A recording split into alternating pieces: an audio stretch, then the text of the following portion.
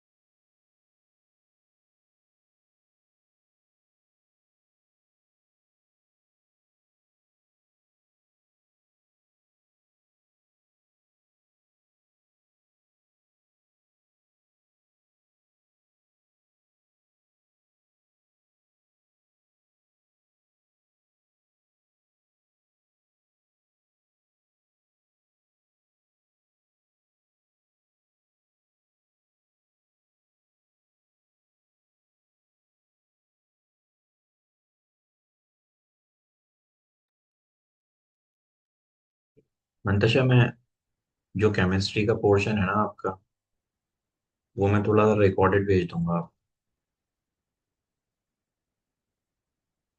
Okay okay. जी।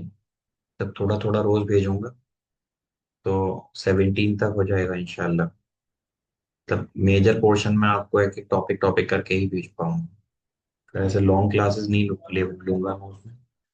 अगर वक्त मिलेगा तो लॉन्ग ले लूंगा। रात में मैं सोच रहा हूँ रिकॉर्ड करके थोड़ा सा पोर्शन आपको, जैसे दो केमिकल प्रिपरेशन मैंने कल पढ़ाई थी, एक दो प्रिपरेशन का मेथड और पढ़ाकर ऐसे मैं इंस्टॉलमेंट्स में आपको भेज दूंगा। तो आप उसको कर लीजिएगा, ठीक है? उससे आपके नोट्स हो जाएंगे, और उसके बाद हम क्वेश्चंस वगैरह देख लेंगे अगर वक्त रहता है तो। पहले फिजिक्स के देखेंगे, उसके बाद हम केमिस्ट्री के क्वेश्चंस पे जाएंगे, क्योंकि केमिस्ट्री के क्वेश्चंस हो जाते हैं। रेहान, आ गए आप? यस सर मैं आ गया। एक हेडिंग डालिएगा, लेंस मेकर फॉर्मूला। देखिए, इस चीज को बहुत सारे टीचर्स अलग अलग तरीके से कराते हैं। तो अगर ज्यादा नंबर में दे रखा है, यानी कि काफी सारे नंबर में, तो उसका मेथड अलग है। नॉर्मली अगर लेंस मेकर फॉर्मूला आपको ड्राइव करना है, तो मैंने जो आपको रिफ्रैक्शन थ्रू द लेंस पढ़ाया था, उसमें हमारी कुछ इक्वेशंस बन रही थी, इक्वेशन नंबर 1, इक्वेशन नंबर 2। उनका हम यहाँ पर यूज करेंगे, ठीक है? तो पहले आप ये हेडिंग डालिएगा, लेंस मेकर फॉर्मूला। फिजिक्स का वर्क कंप्लीट करके चल रहे हैं आप लोग, या लीव कर रखा है वर्क? सर मैंने कर रखा है लेंस मेकर तक। फिर जी, कंप्लीट। कर रखा है ना? यस। ओके। जी सर।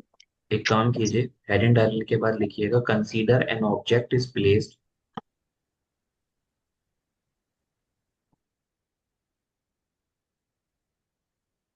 सर ये हेडिंग ऑलरेडी डली हुई है, इसको दोबारा डालनी है? जी, आपको पेपर में कैसे करना है मैं उसका बता रहा हूँ। अगर लेंस मेकर फॉर्मूला है 3 नंबर तक, तो किस तरीके से करेंगे? तो डायरेक्ट ही नहीं लिख सकते क्या? मतलब डायग्राम ड्रॉ करके या तो ये लिखना होगा थियरी। नहीं नहीं नहीं, उसमें नंबर नहीं मिलेंगे आपको। प्रॉपरली आपको ड्राइव करना पड़ेगा। एक लॉन्ग मेथड है, एक शॉर्ट मेथड है। तो जो मैंने इससे पहले कराए थे, उनको हम कंबाइन करने जा रहे हैं यहाँ पर। ठीक है। और मैं एक बार इंडिविजुअली और करा दूंगा उसको अगली क्लास में, लार्ज मेथड से। तो आप ये हेडिंग डालने के बाद एक और बार लिखिएगा इसके बारे में। Consider an object is placed at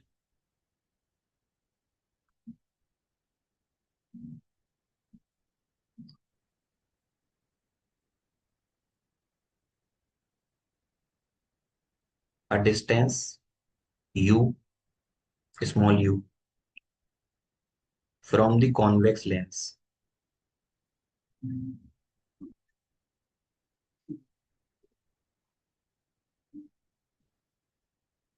from the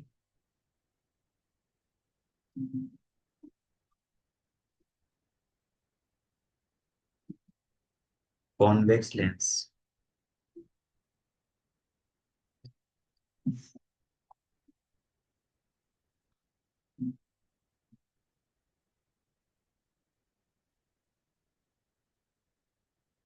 as shown in the figure,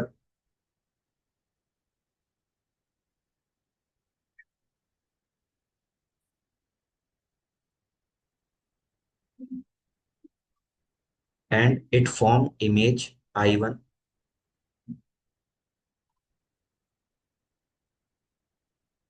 and it form image I1 after the refraction through first surface,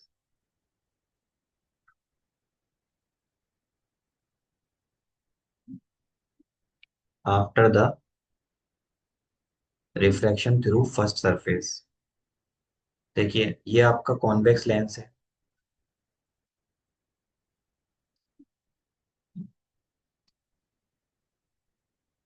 basically ये कन्वर्जिंग लेंस होता है।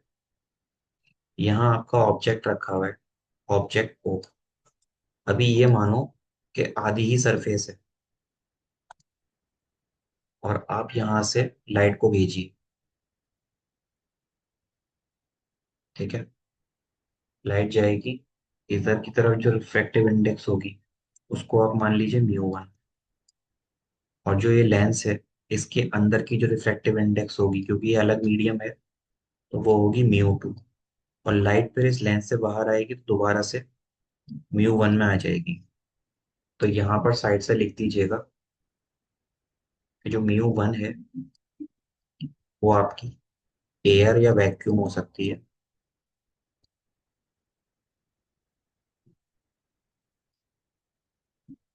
और जो म्यू 2 है ये आपका ग्लास है।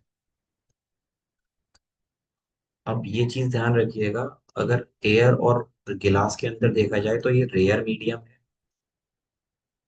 और ये आपका डेंसर मीडियम है।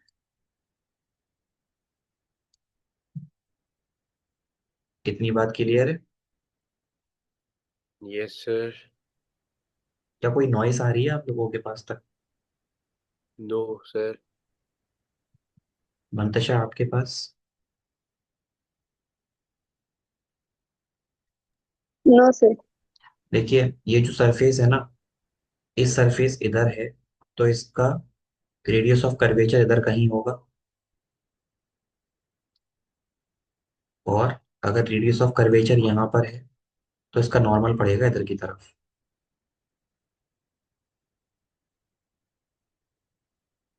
ठीक है। यहां से इस तक की जो दूरी होगी वो ध्यान रखिएगा आप,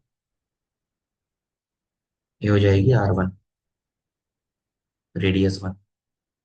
अब अगर आप रेयर से डेंसर जा रहे हो तो लाइट क्या करती है? Bending away toward the from the normal. Normal. जी। नहीं, तो towards light towards, sorry. Towards. Bending toward the normal, light आपकी बेंड कर जाएगी। ये मान लो ये लाइट बेंड कर दी, और यहाँ मान लीजिए जिसने इमेज बनाई वो है आपकी I1। ठीक है। क्लियर है इतनी बात? Yes sir. अब अगर मैं लेंस पूरा कर लूँ, ये मेरा लेंस एक्चुअल में था इस तरीके का, तो अब जब लाइट रेयर से डेंसर गई तो एक रिफ्रैक्शन, ठीक है। अब दूसरी बार में क्या होगा, लाइट ऐसे करके आएगी, इस सरफेस पे गिरेगी। अब अगर इस सरफेस पे लाइट गिर रही है तो इस सरफेस का सेंटर ऑफ कर्वेचर, ये मान लो C1, इस सरफेस के लिए जो सेंटर ऑफ कर्वेचर होगा वो यहाँ कहीं होगा C2। तो यहाँ से इस तक की जो दूरी होगी वो होगी आपकी R2। अब अगर ये डेंसर से रेयर जाएगा तो मुझे बताइए लाइट किधर की तरफ बेंड करेगी, टुवर्ड द नॉर्मल या away from the normal? Away. Away. तो लाइट ऐसे ना जाकर, लाइट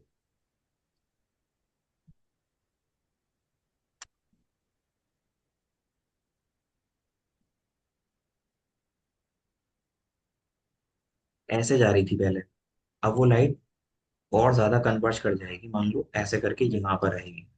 तो आपकी एक्चुअल इमेज जो बनेगी वो यहाँ बनेगी। आ रही है ना बात समझ में? जी। नहीं आई? आ गई। नहीं आई? आ गई सर, समझ आ गई। मंतशा समझ में आई ये वाली बात?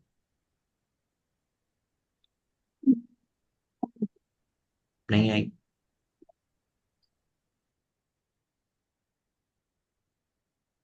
आई या नहीं आई? आपकी आवाज नहीं आई मेरे पास। तो ये मतलब रिफ्लेक्शन समझ नहीं है। अच्छा, रिफ्रैक्शन समझ में नहीं आया, मैं एक काम करता हूँ, थोड़ा सा रफ पेज ले लेता हूँ इधर, इसका समझाता हूँ। देखो, ऐसे समझो, ये आपके पास कॉन्वेक्स लेंस है,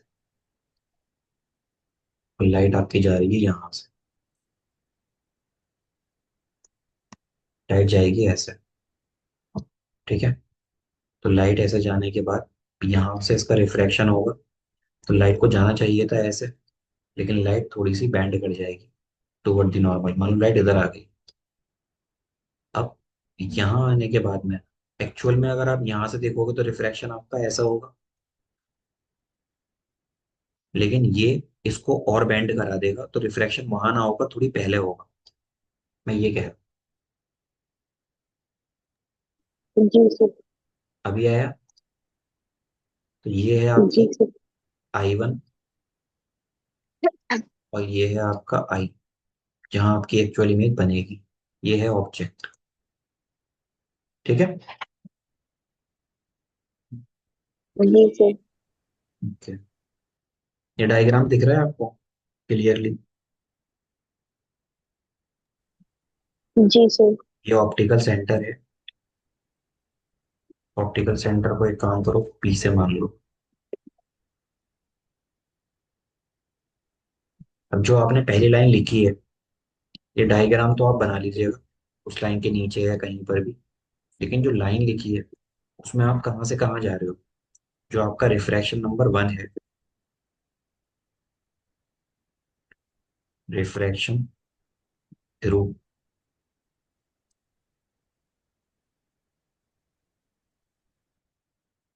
सरफेस 1, क्या होता है? रिफ्रैक्शन थ्रू सरफेस 1 क्या होता है? आप कहाँ से कहाँ जा रहे हो ब्रैकेट में लिखते हैं ना, आप रेयर से डेंसर में जा रहे हो, यानी आप μ1 से μ2 में जा रहे हैं। तो जो हमने पीछे फॉर्मूले ड्राइव किए थे, उन फॉर्मूलाज के अकॉर्डिंग हमारा फॉर्मूला होगा μ2 अपॉन इमेज जो बनती है, पहले जो इमेज बनेगी फर्स्ट सरफेस के थ्रू, इस चीज को और समझ लो। हाँ, यहाँ से यहाँ तक की जो वैल्यू है वो है V1, और यहाँ से यहाँ एक्चुअल जो इमेज बन रही है वो है V, ठीक है। जी। और इस जी तक सर। की दूरी है U। ये तीन चीजें ध्यान रखिएगा। अब देखो, जो आपने फॉर्मूले ड्राइव किए थे, वो क्या था? म्यू टू अपॉन इमेज, यानी कि V1, minus mu one upon you, object distance, किसके बराबर है? वो बराबर है 1/r mu2 minus mu1. Mu 1/r, यही है। ये कुछ याद जी आ रहा है सर. क्या? ऐसा कुछ पढ़ा था हमने? जी मुझे आता है, यस। जी। अब देखो, ये तो हमारा हो गया फर्स्ट सरफेस के थ्रू रिफ्रैक्शन। अब हम क्या करेंगे? अब हम बात करेंगे refraction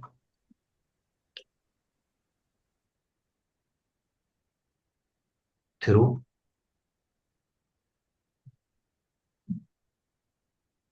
surface number second. Second number surface में आप कहाँ से कहाँ जा रहे हैं? सेकंड नंबर डेंसर से रेयर।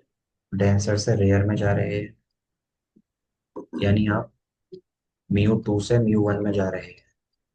तो ये जो इक्वेशन आपने ऊपर नंबर वन बनाई थी,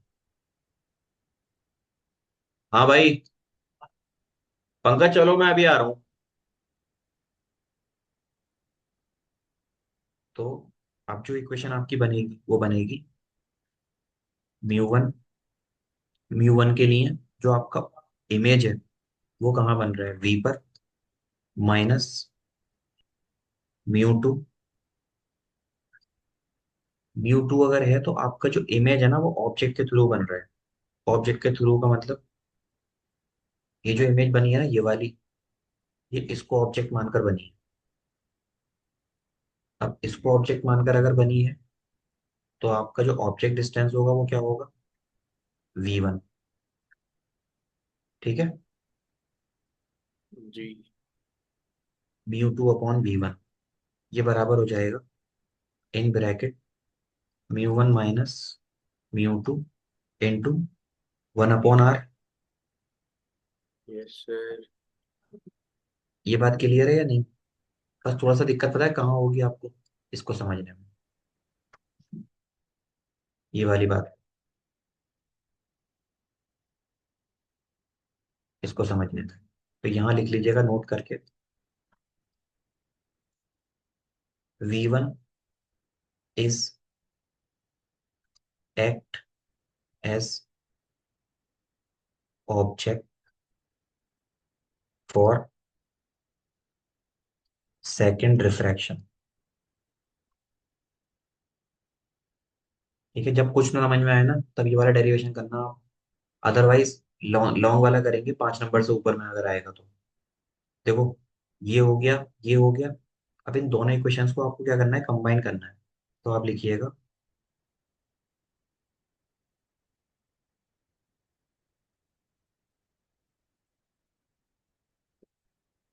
ये मेटा हो गया, ड्रामा करना शुरू हुआ था।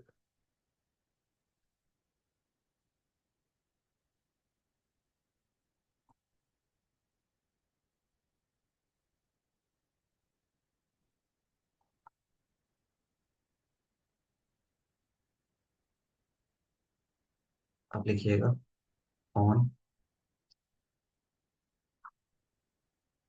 Adding equation number 1 and equation number 2, तो क्या होने वाला है इसको लिखिएगा आप। आपके पास है mu 2/V1 minus mu 1/U, plus, ये तो फर्स्ट इक्वेशन का है। सेकंड में आपको दे रखा है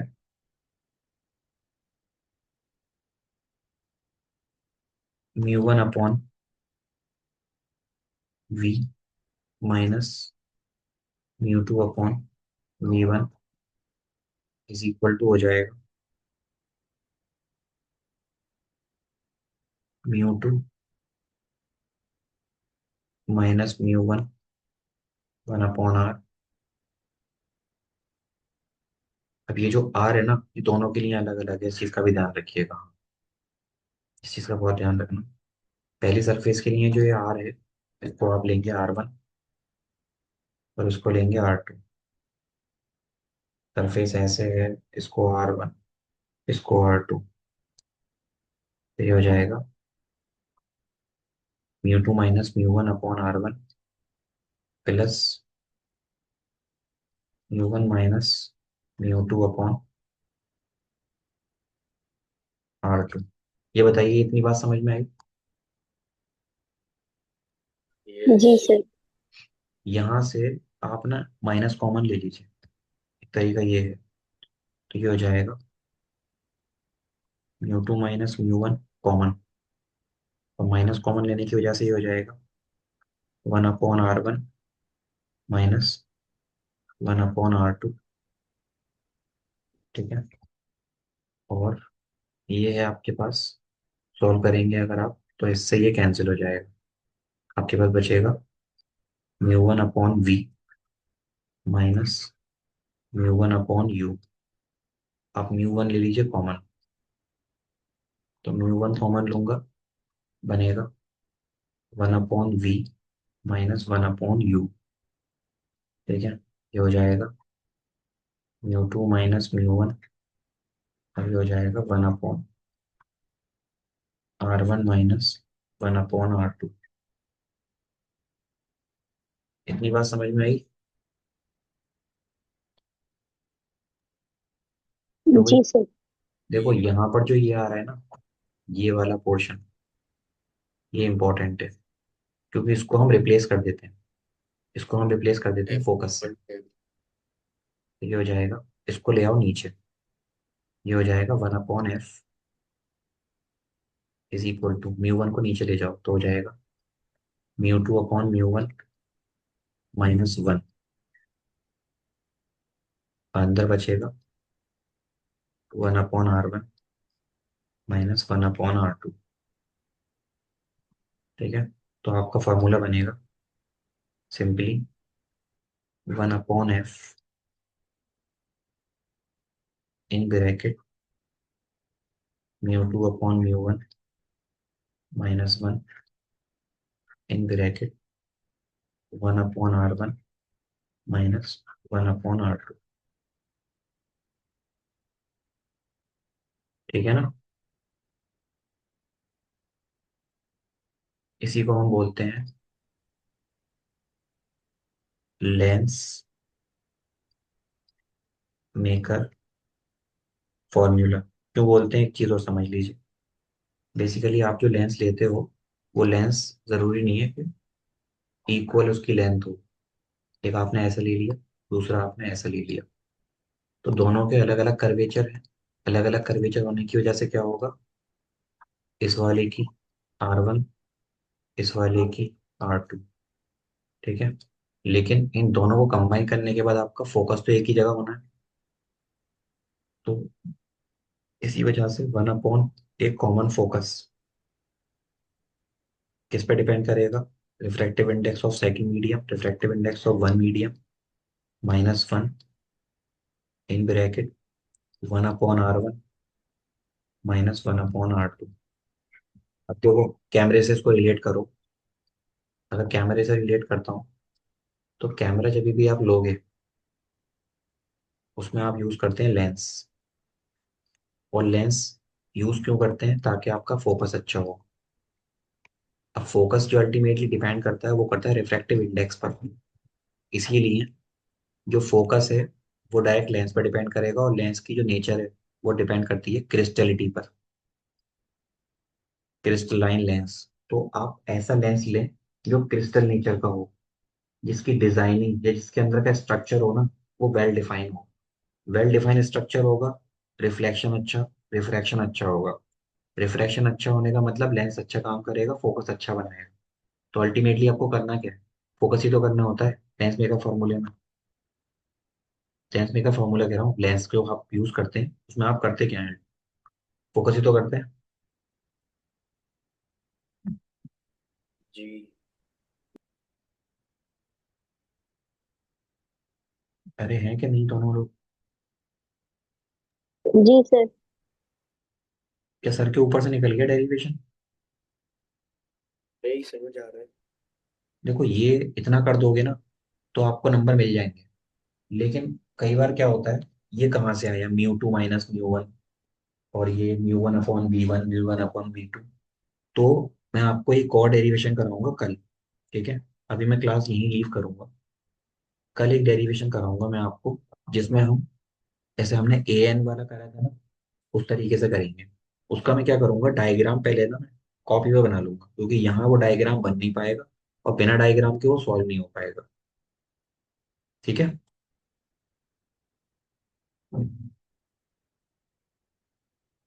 अभी भी नहीं आई आवाज आप लोगों की, ठीक है कि नहीं? जी सर। तो इसमें कोई बात पूछनी है आपको लेंस मेकर फॉर्मूले में? देखो 3 नंबर में आएगा तो इतना कर देना, मिल जाएंगे 3 नंबर। Okay sir. और कल आपको ये भी समझ में आ जाएगा कि इसको 1/f क्यों लिया था। ये यहाँ से नंबर मान लो, और नंबर नहीं आएंगे ना, तो यहाँ से न्यूमेरिकल तो आएगा ही आएगा। तो आप इसको पढ़ेंगे, ये वो टॉपिक है, हॉट टॉपिक जो होते हैं ना, कि यहाँ से आपके सवाल फंसने के चांसेस हैं, वरना डेरिवेशन तो आएगा। और बोर्ड में, एमयू बोर्ड में लेंस मेकर पे दबा के सवाल पूछता है, वो 3 नंबर का, 2 नंबर का, 3 नंबर का हमेशा रहता है। तो आपको R1 R2 दे रखा होगा, दो रिफ्रैक्टिव इंडेक्स दे रखी होंगी, आपको बोलेगा फोकस बताइए। फोकस निकालने के बाद आपको ऑब्जेक्ट डिस्टेंस दे देगा, क्योंकि लेंस का आपका फोकस तो वही रहेगा, वो चेंज नहीं होगा। अब बोलेगा ऑब्जेक्ट को जी। अगर इस जगह पे रख देंगे तो इमेज कितनी होगी, तो 1/f = 1/v - 1/u वाला फॉर्मूला लगेगा बाद में, ठीक है। जी सर। जी सर। ठीक है, तो हम ये चैप्टर करने के साथ साथ इसके न्यूमेरिकल भी करेंगे। तो अभी मैं कुछ न्यूमेरिकल आपको भेजूं जो अभी तक हमने पढ़ा है उसके ऊपर, इस चैप्टर के। Okay sir. तो आप लोग ट्राई कीजिएगा, नहीं होंगे तो मैं कराऊंगा। अभी मैं खाना खाने जा रहा हूँ, आ करके भेजता हूँ, भूल जाऊँ तो मैसेज डाल देना मुझे अभी। और अभी आप लोगों की शायद 15 मिनट में क्लास भी है रजा सर की, यस। ठीक है। तो आप थोड़ा गैप ले लीजिए, मुझे भी यार खाना नहीं मिलेगा, वरना मैं कंप्लीट ही करके जाता हूँ क्लास। ओके सर, अस्सलाम ठीक है, वालेकुम। वालेकुम अस्सलाम। अस्सलाम वालेकुम। वालेकुम अस्सलाम।